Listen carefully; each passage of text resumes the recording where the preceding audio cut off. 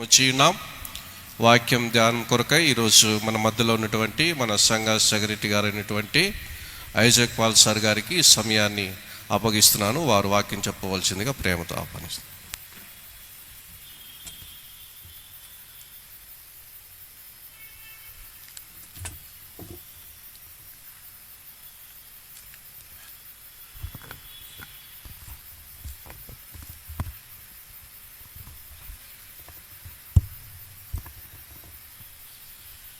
క్రీస్తునందు ప్రేమగల ప్రియ సంగమా, ఈ అవకాశం ఇచ్చినందుకు ఆ దేవాది దేవుడికి వందనాలు తెలియజేస్తున్నాను. అదేవిధంగా సంఘ పెద్దలకు కూడా, వేదిక మీద ఉన్న అయ్యగారికి, పాస్టర్ గారికి కూడా ప్రభునామంన వందనాలు తెలియజేస్తున్నాను. ఈ వాక్యంలోకి వెళ్ళక మునుపు లెంట్ అనగా చిగురించుట.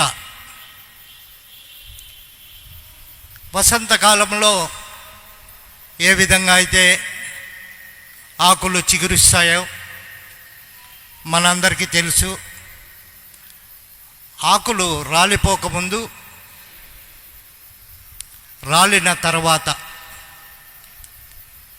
శిశిర ఋతువుల్లో ఆకులు రాలిపోవడం మనం గమనిస్తూనే ఉన్నాం. అలాగే ఆకులు రాలిన చోటే కొత్త ఆకులు పుడతాయి లేదా వస్తాయి. అలాగే మన పాపపు అలవాట్లు కానీ, పాపపు జీవితాన్ని కానీ మనము వదిలిపెట్టి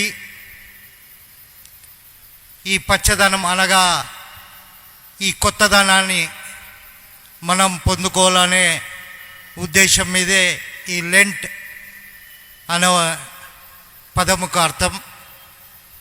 ఇదేదో శాస్త్రీయబద్ధంగానో ఆచార పద్ధతిగానో మనము పాటించడం లేదు.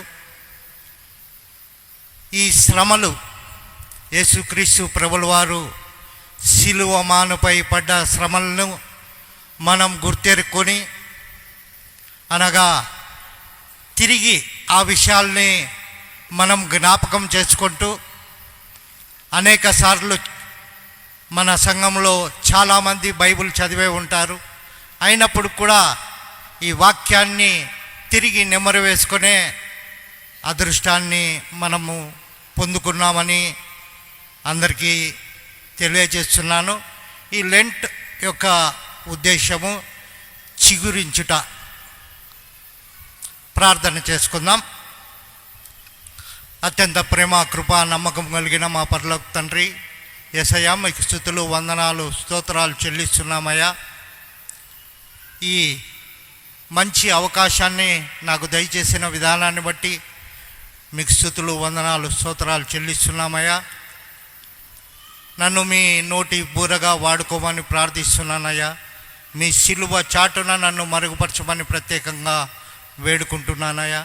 ఇక్కడ కూడి వచ్చిన ప్రతి కుటుంబాన్ని పేరు పేరున దీవించి ఆశీర్వదించి కాపాడమని నజరేయుడైన యేసుక్రీస్తు నామమున అడిగి ప్రార్థించి వేడుకుంటున్నాము తండ్రి, ఆమెన్.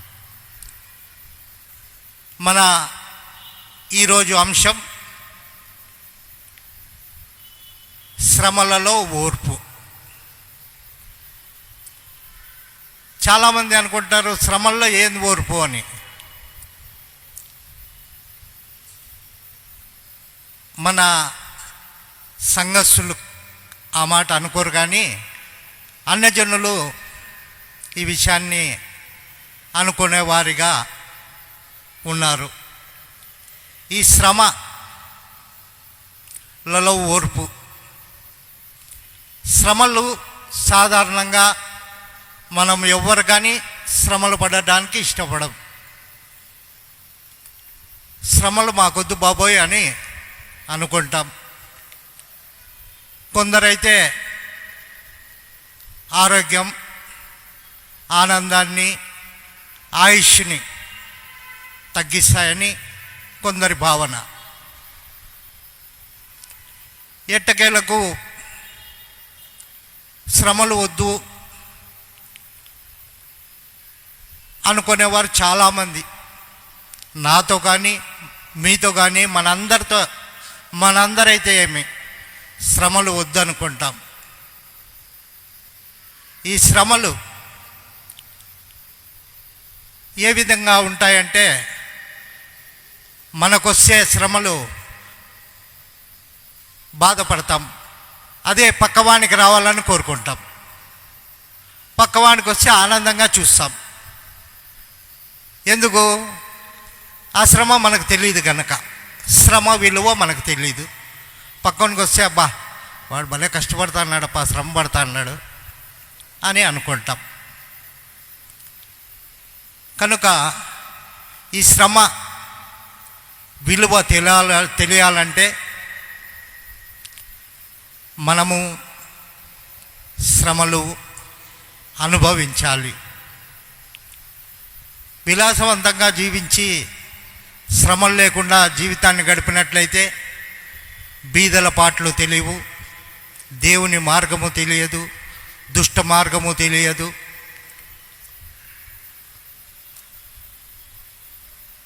కనుక ఈ విషయాలన్నీ తెలుసుకోవాలంటే ముందు మనము శ్రమ పడాలి. శ్రమ పడాలంటే శ్రమ విలువ మనకు తెలియాలి. సరే అండి, వాక్యంలోకి వెళ్ళిపోదాం. అంశం చెప్పాను, శ్రమలలో ఓర్పు. ఒకరు వాక్యాన్ని ఎలియాజరాజు గారు, దయచేసి మీరు ముందుకు వచ్చి కూర్చొని మైక్ తీసుకొని కొద్దిగా గట్టిగా, బాబు సెల్లులు మార్చమ్మా. Okay, praise the lord.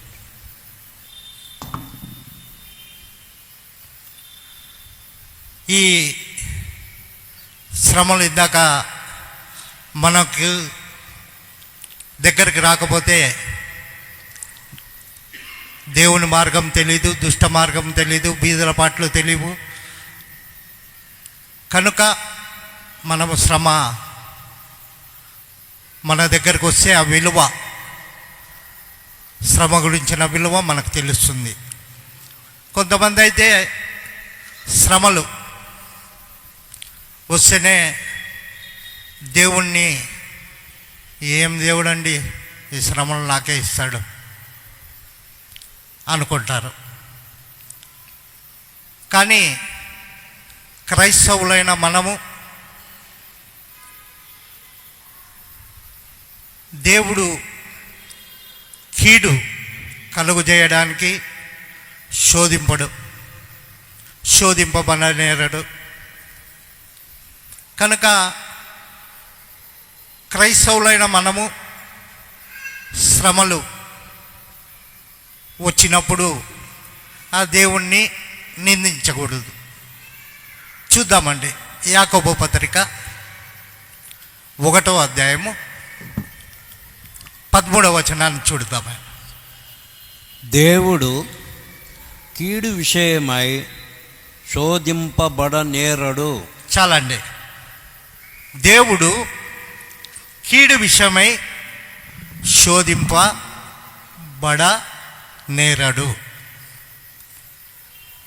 దేవుడు నమ్మదగినవాడు కనుక అన్యజనుల వలె దేవుణ్ణి నిందించే వారముగా ఉండకూడదని లేఖనాల్లో సెలవిస్తున్నాయి. ప్రియ సంగమ, తర్వాత చదవండియా.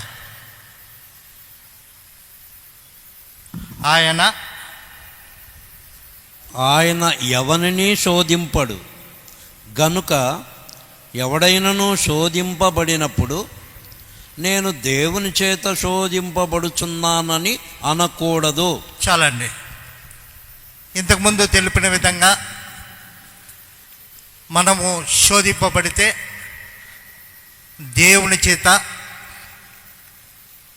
కీడు కొరకై శోధింపబడము అనే విషయాన్ని మనము తెలుసుకోవాలి ప్రియ సంగమా. మనుషులైన మనము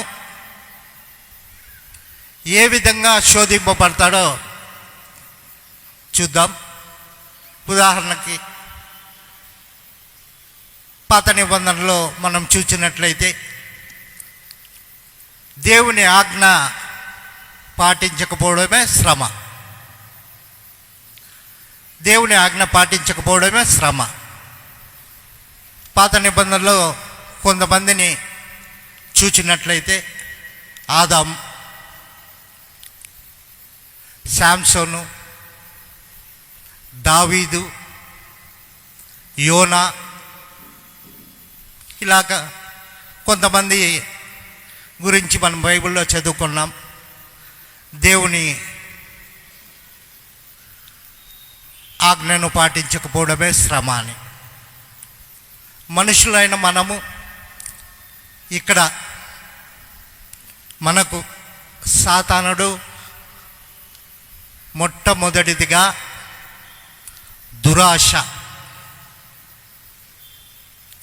దురాశను కలుగజేస్తాడు. తర్వాత దురాశ దుర్బుద్ధిని కలిగిస్తుంది. దుర్బుద్ధి పాపంలోనికి తీసుకువెళ్తుంది. పాపము అక్కడితో ఆగిపోదు, పాతాళంకు తీసుకొని వెళ్ళిపోతుంది ఈజీగా, నరకానికి. అగ్ని ఆరని పురుగుని చావని చోటికి ఆటోమేటిక్గా స్టెప్ బై స్టెప్ సాతాను పని అది. మనము దురాశ చేత, స్వకీయమైన దురాశ చేత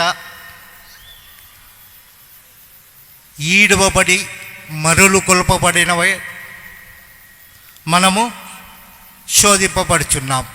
తర్వాత అట్లే 14వ వచనంలోకి వెళ్ళండి.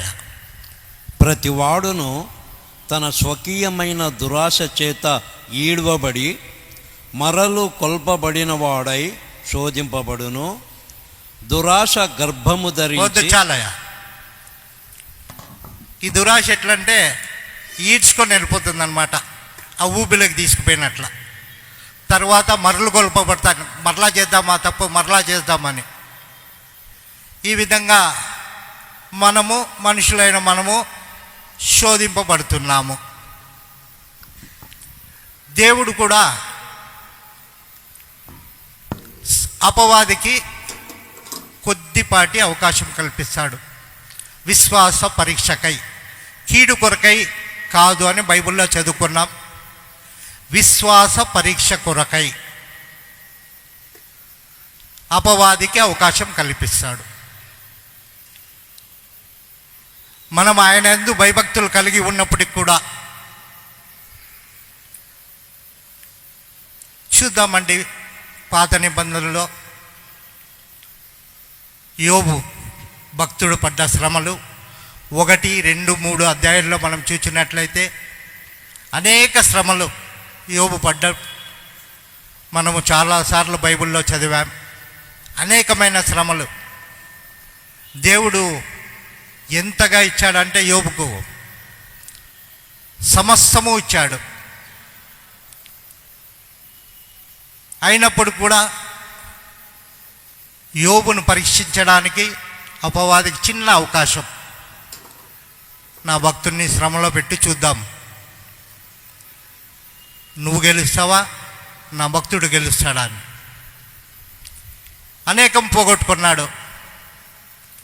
ఆస్తులు, అంతస్తులు, ఐశ్వర్యం అన్నీ సమస్తము కోల్పోయాడు. కోల్పోయి కుటుంబాన్ని అన్నీ కోల్పోయి తన శరీరమే పాడు చేశాడు సాతానుడు. అయినప్పుడు కూడా యోబు భక్తుడు చెక్కు చెదరకుండా యెహోవా ఇచ్చెను, యెహోవా తీసుకొనెను. అలాంటి జీవితాలు మనము జీవిస్తున్నామా? కొద్దిపాటి శ్రమలు వచ్చినప్పుడు ఓర్పులో లేకుండా దేవుణ్ణి నిందించేవారుగా ఉన్నామా? లేదా యోబు భక్తుని మాదిరి నిలకడగలిగి ధైర్యముగా యెహోవా దేవుణ్ణి కీర్తించి గణపరిచేవాడిగా ఉన్నట్లు మనం ఉన్నామా? ఆయన కృంగిపోలేదండి. యోబు భక్తుడు ఎన్ని శ్రమలు వచ్చినప్పుడు కూడా కృంగిపోలేదు. ప్రార్థన యందు నిలకడగా ఉన్నాడు. చేతకాని వాడికి కాలేదు. ఎప్పుడైతే శ్రమ యందు ఓర్పు కలిగి ఉంటామో సాతానుకి భయము పుడుతుంది. ఇన్ని శ్రమలు వచ్చినప్పుడు కూడా ఓర్పుతో ఉన్నాడంటే అని సాతానుకే భయము కలుగుతుంది.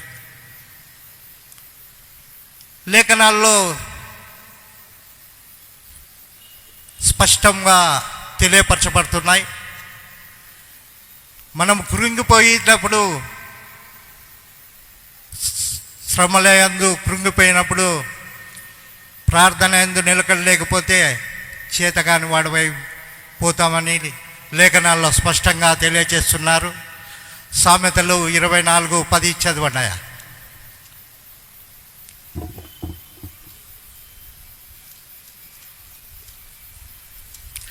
సామెతలు 24:10. శ్రమ దినమున నీవు కృంగిన ఎడల నీవు చేతకాని వాడవగుదువు. చాలండి. శ్రమయందు కృంగిపోకూడదు. ప్రార్థన యందు పట్టుదల కలిగి ఉండాలి. చూద్దామయ్యా, కొత్త నిబంధనలోకి వచ్చినట్లయితే మన విశ్వాసమును పరీక్ష యందు ఓర్పు పుట్టిస్తుంది అని మనం ఎరిగి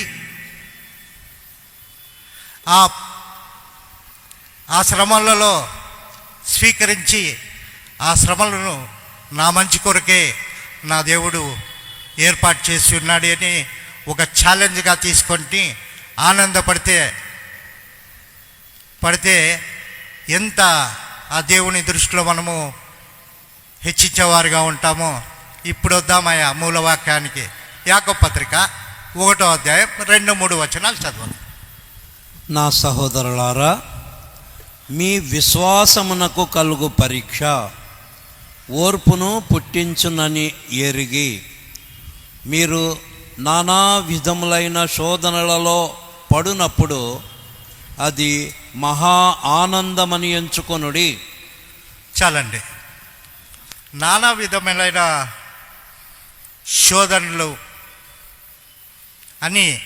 శోధనలు అనేకంగా తీసుకొని వస్తారు. ఒకటేని కాదు, అనేకమైన శోధనలు. ఆ శోధనలు అనేక శోధనలు అయినప్పుడు కూడా ఎరిగి మనము మహా ఆనందమని మనం ఛాలెంజ్గా స్వీకరిస్తే మన క్రైస్తవ యాత్రలో పరిపూర్ణులుగా మనం ముందుకు వెళ్ళేవారుగా ఉంటాయని లేఖనాలు సెలవిస్తున్నాయి. ప్రియ సంగమా, అపోస్తుడైన పౌలు భక్తుడు ఈ విధంగా సెలవిస్తున్నారు. శ్రమయందు ఓర్పు గలవారై, ప్రార్థన యందు పట్టుదల కలిగి, నిరీక్షణ కలిగి, ప్రార్థన యందు పట్టుదల కలిగి, ఈ శోధనలు అనేకమైన శోధనలు అనేకంగా. ఈ శోధనలు ఎట్లంటే అనేకములు అంటే కొందరికి ఉద్యోగం కావచ్చు, కొందరికి ఆరోగ్య సమస్యలు కావచ్చు, కొందరి మందికి ఆర్థిక సమస్యలు కావచ్చు, కొందరికి కుటుంబ సమస్యలు కావచ్చు, కొందరికి వ్యాపార సమస్యలు కావచ్చు. ఇలా అనేకమైన శ్రమలందు ఓర్పు గలవారై, నిరీక్షణ గలవారై, పట్టుదలతో ప్రార్థన చేయాలి. అలా చేసినప్పుడు ప్రార్థన మనము విజయాన్ని సాధించేవారుగా ఉంటామండి. రోమిలకు రాసిన పత్రిక 12వ అధ్యాయం 12వ వచనం చదవండి.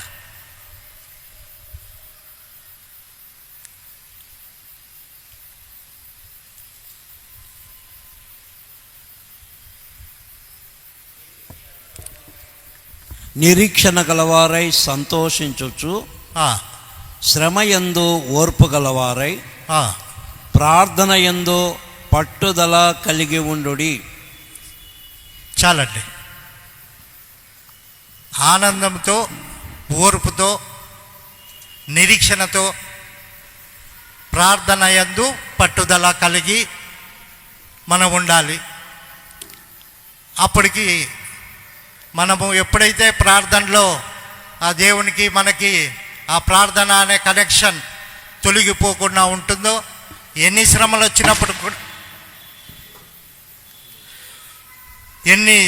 వచ్చినప్పుడు కూడా అది ఆనందంగానే చూడాలి.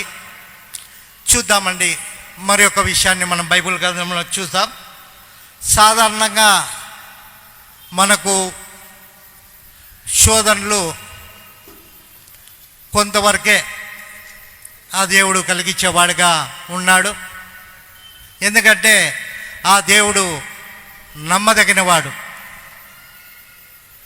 మనకి ఎంతైతే శోధన అనగా శ్రమ మనము భరించే వారిగా ఉన్నామో ఆ నమ్మకమైన దేవునికి తెలుసండి.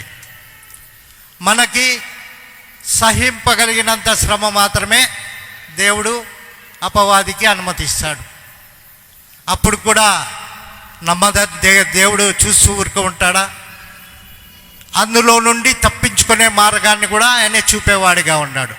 చూద్దామండి, కొరింథీయులకు రాసిన అపోస్తలుడైన పౌలు కొరింథీయులకు రాసిన మొదటి పత్రిక 10వ అధ్యాయం 13వ వచనాన్ని చూడండి.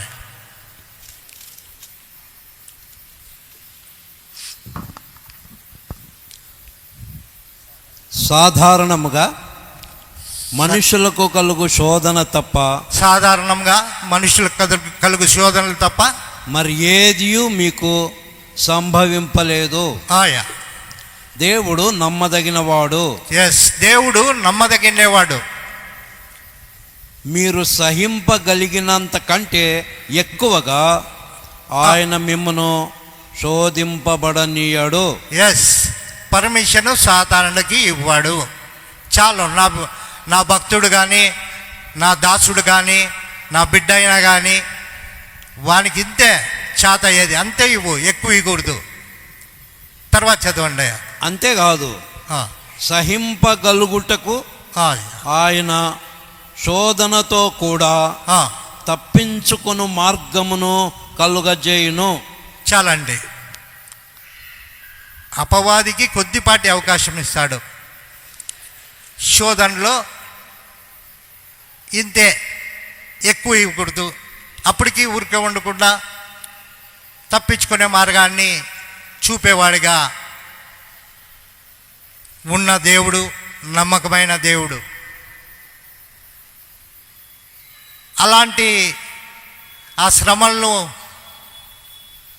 శ్రమల్లో మహా ఆనందం అని ఎరిగి ఓర్పుతో ఉన్నవారికి ఏమిచ్చేవాడిగా ఉన్నాడో చూద్దామండి. యోబు భక్తుడు అనేక శ్రమలు పడ్డాడని ఇంతకుముందే మనం తెలుసుకున్నాం. అతడు సమస్తము కోల్పోయినప్పుడు యెహోవా దేవుడు రెండంతల ఆశీర్వాదాలు, యోబు గ్రంథము 42:10-12 చదవద్దండి. యోబు గ్రంథము 42:10-12 చూసినట్లయితే దేవుడు తిరిగి రెండంతల ఆశీర్వాదాలు ఇచ్చాడు. కానీ తండ్రి, కుమార, పరిశుద్ధాత్మ త్రియేక దేవుడైన యేసుక్రీస్తు ప్రభుల వారు మనకేమిచ్చేవారుగా ఉండారంటే, శ్రమలు సహించువాడు ధన్యుడు, వానికి జీవ కిరీటం ఇస్తానన్నాడు. ఎటువంటి మహాభాగ్యాన్ని ఆ యేసుక్రీస్తు ప్రభుల వారు మనకిచ్చేవారుగా ఉన్నారో చూద్దామండి. లేఖనాల్లో యాకోబు పత్రిక 1వ అధ్యాయము 12వ వచనాన్ని చూడండి. శోధన సహించువాడు ధన్యుడు. శోధన, శ్రమ, చెప్పండి. అతడు శోధనకు నిలిచిన వాడై ప్రభు తన్ను ప్రేమించు వారికి వాగ్దానము చేసిన జీవ కిరీటము పొందును. చాలండి. ఇప్పుడు ఆయనతో మనము కనెక్షన్లో ప్రార్థన అనే జీవితాన్ని మనం ఉండి శ్రమలు మహా ఆనందమని ఎరిగి ఓర్పుతో ప్రార్థన యందు పట్టుదల కలిగి ఉన్నట్లయితే అక్కడ యోబు భక్తుడు యెహోవా దేవుడు రెండంతల ఆశీర్వాదాలు ఇచ్చాడు. మనకి ఎంతటి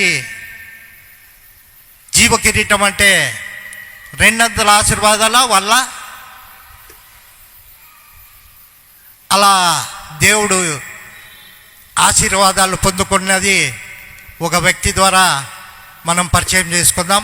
ఆల్రెడీ మనం సండే స్కూల్లో కానీ బైబుల్ చదివే దాంట్లో కానీ అన్ని విషయాలు తెలిసినదే. ఒక ధనవంతుడు లాజర్ కథ. ధనవంతుడు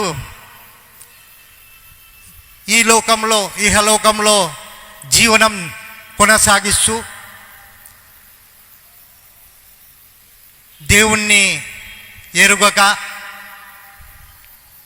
అష్ట ఐశ్వర్యాలతో తులతూగుతూ నా ప్రాణమా తినుము త్రాగము సుఖించుము అని చెప్తూ తన జీవితాన్ని కొనసాగిస్తున్నప్పుడు ఒకరోజు మరణం వచ్చినప్పుడు అతను పాపపు పాతాళకంలో ఉన్న నరకములో పడివేయబడ్డాడు. అప్పుడు కూడా దేవుణ్ణి మూరపెట్టుకుంటూనే ఉన్నాడు. అయ్యా, నా సహోదరులు ఉన్నారు, నేను ఈ ఇట్టి శ్రమను ఇక్కడ అనుభవించకముందే వారు అక్కడ శ్రమలలో ఉండి మెలకుగా ఉండడని చెప్తానన్నప్పుడు కూడా ఒకసారి పాతాళంలోకి వెళ్ళిపోయినప్పుడు ఇంకంతే, ఫినిష్. సాతాను పడిని పాతాళలోకంలోకి తీసిపోవడము, అక్కడ మనల్ని విడిచేయడము, ఇంకో భక్తుల కోసం తిరగడం. కనుక అదే లాజరు ఈ లోకంలో శ్రమలు అనుభవించి దేవదూతలతో పాటు వెళ్ళినట్లు మనము చదువుకున్నాం, చూసాం. కానీ ఆ లాజరు సంభాషణ ఒకసారి మనం చూద్దామయ్యా. లూకా సువార్త 16వ అధ్యాయం 25వ వచనాన్ని చూడండి. అబ్రహాము, కుమారుడా, నీవు నీ జీవిత కాలమందు నీకిష్టమైనట్టు సుఖము అనుభవించితివి, అలాగుననే లాజరు కష్టము అనుభవించనని జ్ఞాపకం చేసుకొనుము. ఇప్పుడైతే వాడిక్కడ నెమ్మది పొందుచున్నాడు, నీవు యాతన పడుచున్నావు. చాలయ్యా, ఇహలోకపు భోగభాగ్యాలు అనుభవించిన ధనవంతుడు అక్కడ యాతన పడుతున్నాడు. ఈ లోకం నందు శ్రమలు అనుభవించిన లాజరు అబ్రహాము రొమ్మున కూర్చొని విశ్రాంతి పొందుతున్నాడనే లేఖనాల్లో స్పష్టంగా తెలియపరుస్తున్నాయి. ప్రియ సంగమా, అలాంటి భోగభాగ్యాల జీవితం మనకు అవసరమా? ఈ చిన్నిపాట శ్రమలతో ఆ దేవునితో కనెక్షన్ను పెట్టుకొని ప్రార్థనందు నిలకడగా ఉండాలి అనేది అవసరమా? మనలో మనం పరిశీలించుకుందాం. ప్రియ సంగమా, చూద్దామండి. మనకు శిక్ష విధించేది చనిపోయిన యేసుక్రీస్తు ప్రభువే కదా. చనిపోయిన యేసుక్రీస్తు ప్రభు శిక్ష విధించడం ఏంటి అని కొంతమంది అనుకోవచ్చు. మన పాప పరిహార్థ బలి అర్పణకై శిలువమానుపై ఆయన ప్రాణాలు వదిలి చనిపోయి మృతులలో నుండి తిరిగి లేచి తండ్రి కుడి పార్శ్వమున కూర్చొని మారని మన జీవితాల కొరకు ఇంకా విజ్ఞాపన చేస్తున్న యేసుక్రీస్తు ప్రభుల వారే కదా. చూద్దామయ్యా, రోమీయులకు రాసిన పత్రిక 8వ అధ్యాయం 34వ వచనాన్ని చూద్దామయ్యా. శిక్ష విధించువాడెవడు? ఎవరు? చనిపోయిన క్రీస్తు యేసే. అంతేకాదు, మృతులలో నుండి లేచిన వాడును, దేవుని కుడిపార్శ్వమున ఉన్నవాడును, మన కొరకు విజ్ఞాపనము కూడా చేయువాడును ఆయనే. చాలండి, మృతులలో నుండి లేచినవాడు ఆయనే, చనిపోయిన యేసుక్రీస్తు ప్రభు ఆయనే, తండ్రి కుడిపార్శ్వం కూర్చొని విజ్ఞాపన చేయవాడు ఆయన. తండ్రి కుమార పరిశుద్ధాత్మ త్రియేక దేవుడైన యేసుక్రీస్తు ప్రభుల వారికి మనం ఏమిచ్చేవారుగా ఉన్నాం? ఈ శరీరము మన్నైపోయే శరీరానికి మనం అందమైన దుస్తులు ధరించుకుంటాం. రకరకాల కాస్మోటిక్స్, సోపులు, క్రీమ్స్ అన్నీ మనము చేసుకొని, అంటే నీట్గా ఉండడం తప్పు కాదు సంగమా, కానీ పై రూపం కాదు ఆయన చూసేది, హృదయ అంతరాంగాల్లో ఎరిగిన దేవుడు. మనము ఆ హృదయాన్ని మన బంధువులు చాలామంది చనిపోయి ఉన్నారు, మన సంబంధికులు చనిపోయి ఉంటారు. మనం వెళ్తాం భూస్థాపనకి, అక్కడికి వెళ్ళినప్పుడు మన్నైనది తిరిగి మన్నైను, దుమ్ముకు దుమ్ముగా, ధూళికి ధూళిగా అని భూస్థాపన కార్యక్రమంలో మనము పాస్టర్ గారు భూస్థాపన చేసేటప్పుడు వింటాము, చూస్తాము. ఈ మన్నయ్యే శరీరానికే మనం ఇంత జాగ్రత్తలు తీసుకునేటప్పుడు దేవుడి దగ్గరికి వెళ్ళే ఆత్మ, మన హృదయం ఏ రీతిగా మనం ఆయనకి ఇవ్వాలో ఒక చిన్న పాట ద్వారా మనమందరూ కూడా పాడుకుందాం. ఆంధ్ర క్రైస్తవ కీర్తనల పుస్తకం నుండి 908వ పాట, దయచేసి ఒక పల్లవి.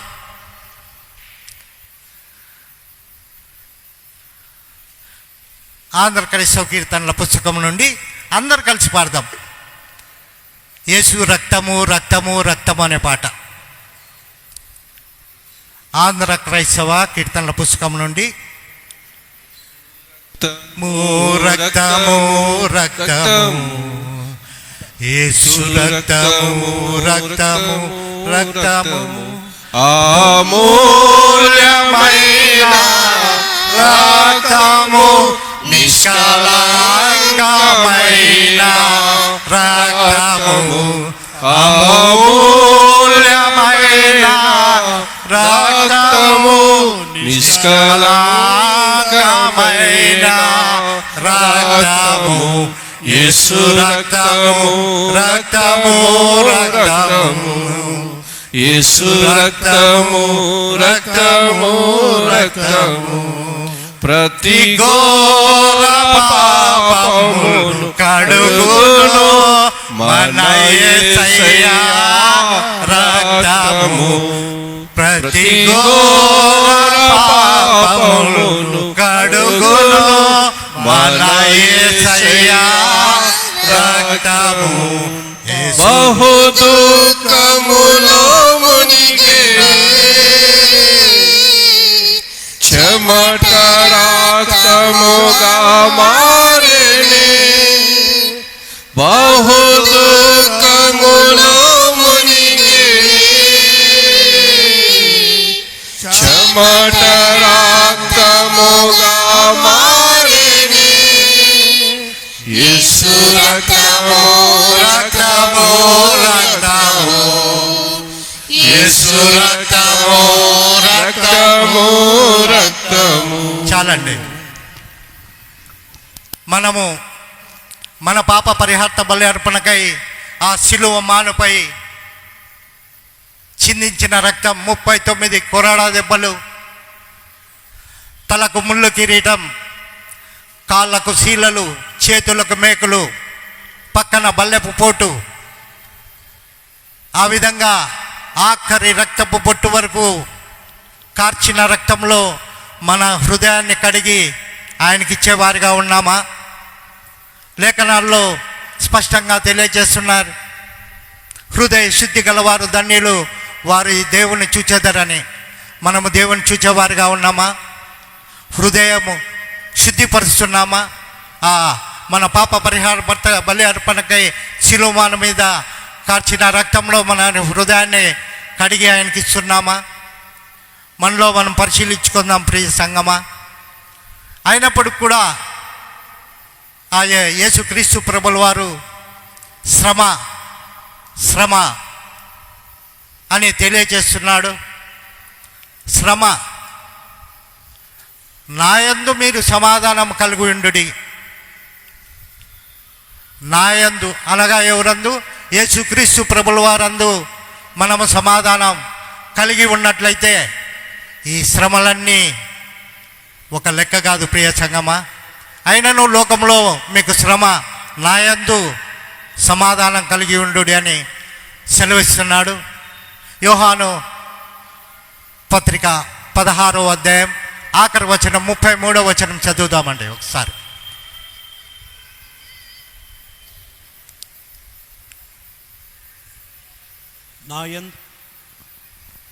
నా యందు మీకు సమాధానము కలుగునట్లు. ఎవరి యందు? యేసుక్రీస్తు ప్రభుల వారి యందు నా యందు మీకు సమాధానము కలుగునట్లు ఈ మాటలు మీతో చెప్పుచున్నాను. ఏ మాటలు? ఈ శ్లోకంలో శ్రమ ఉంది నాయన, ఎప్పటికీ శ్రమే ఈ లోకంలో. అయినప్పటికీ కూడా నాయందు మీరు సమాధానంగా ఉండాలి. నాయందు మీరు సమాధానంగా ఉన్నట్లయితే ఈ శ్రమలు ఒక లెక్క కాదు. నేను ఈ లోకాన్నే జయించాను నాయన. చదవండి అయ్యా. లోకములో మీకు శ్రమ కలుగును, లోకంలో శ్రమలుండును, అయినను ధైర్యము తెచ్చుకుని. ధైర్యాన్ని చెప్తున్నాడయ్యా. నేను లోకమును జయించి ఉన్నాను అనేను. ధైర్యాన్ని, నేను లోకమును జయించి ఉన్నాను. ఈ ధైర్యము మనకి సంవత్సరానికి 365 రోజులు ఉన్నప్పటికి కూడా బైబిల్లో 366 సార్లు. అంటే మనము క్రీస్తు పిల్లలం కనుక, క్రీస్తు బిడ్డలం కనుక ఆయనందు సమాధానం ఉంటే సాతాను ఒక లెక్క. యేసుక్రీస్తు ప్రభుల వారు ఇక్కడికి వచ్చినప్పుడు ఈ లోకంలో 40 రోజులు ఉపవాసం ఉన్నప్పుడు అపవాది శరీరాశ, నేత్రాశ, జీవబడమం కలగజేసినప్పుడు యేసుక్రీస్తు ప్రభుల వారు సాతాన్ని గద్దించి మనుష్యుడు రొట్టె వల్ల మాత్రమే కాక ఎవరి మాట అండి? జీవించేది ఎవరి మాట ద్వారా? చెప్పండి అదైతే గట్టిగా. ఎస్, అలాంటి మాటలు మనకెన్నో లేఖనాల ద్వారా సెలవిస్తున్నాడు. ఆయన యందు మనం కనెక్షన్ కలిగినట్లయితే 33:3 ప్రకారం, ఈరోజు 33వ రోజు కనుక 33:3 ప్రకారం నాకు మొరపెట్టమో నేను నీకు ఉత్తరం ఇచ్చేదనని సెలవిచ్చిన దేవుడు. మనం ఆయనకు మొరపెట్టేవారుగా ఉన్నామా? లేదా ప్రార్థన పట్టుదల లేక, విశ్వాసం కనబరచక, శ్రమలందు ఓర్పు లేక, శ్రమ ఓర్పు పరీక్ష నిరీక్షణ విజయం. ఆ విజయాన్ని పొందుకోవాలంటే ఇవన్నీ మనం దాటుకొని వెళ్ళేవారుగా ఉండాలి. ఎవరైనా ఒక మాట అన్నట్లు వెంటనే ఓర్పు లేక వాళ్ళ మీదకి వీళ్ళ మీదకి జగడాలకు వెళితే క్రైస్తవ జీవితం మనం జీవించేవారిగా ఉంటామా? దయచేసి ఈ విషయాన్ని గమనించవలసిందిగా, గుర్తుంచుకోవాల్సిందిగా ప్రత్యేకంగా ప్రభునామంన మీ అందరికీ ప్రేమపూర్వకంగా మనవి చేయుచుంటున్నాం.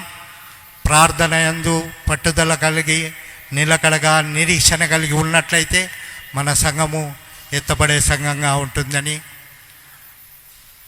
ఈ దేవుని వాక్యము ఆశీర్వదింపబడును గాక. చూద్దామండి. ఎవరైనా నిదానంగా వచ్చినట్లయితే కొన్ని రెఫరెన్స్ చెప్తాను. దయచేసి బయట ఆత్మీయ ఆహారం ఉంది, క్షమించండి, బయట శారీరక ఆహారం ఉంది. ఇక్కడ ఆత్మీయ ఆహారము, ఇంటికి వెళ్ళి ఆత్మీయ ఆహారాన్ని నెమరు వేసుకోవాల్సిందిగా మనవి చేస్తున్నాం. మూలవాక్యం యాకోబు పత్రిక 1వ అధ్యాయం 2-3 వచనాలు, యాకోబు పత్రిక 12, 13, 14 వచనాలు, రోమిల్కి రాసిన పత్రిక 12వ అధ్యాయము 12వ వచనము, సామెతలు 24:10, రోమిల్కి రాసిన పత్రిక 8వ అధ్యాయం 34వ వచనం, లూకా సువార్త 16వ అధ్యాయం 25వ వచనం, యోహాన్ సువార్త 16వ అధ్యాయం 33వ వచనం, ఇర్మియా 33:3. దయచేసి ఇవి రాసుకొని ఇంటికి వెళ్ళి నెమ్మరు వేసుకోవాల్సిందిగా ప్రభువు నామమున మీ అందరికీ మనవి చేస్తూ, ఇంతసేపు వాక్యాన్ని ఓపికగా విన్న మీ అందరికి కూడా ప్రభువు నామమున మరి ఒకసారి వందనాలు తెలియజేస్తున్నా.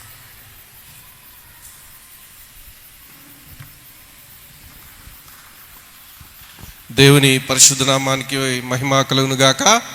చక్కటి వాక్యాన్ని శ్రమల గురించి మరి మన సెక్రటరీ సార్ గారు మంచిగా మనందరికీ చక్కటి వాక్యాన్ని వినిపించారు. అయ్యగారికి ధన్యవాదాలు తెలియజేస్తున్నాను. అలాగే ఈ సమయంలో మరి ఇందాక ఆత్మీయమైనటువంటి వాక్యాన్ని, ఆహారాన్ని మనం భుజించాం.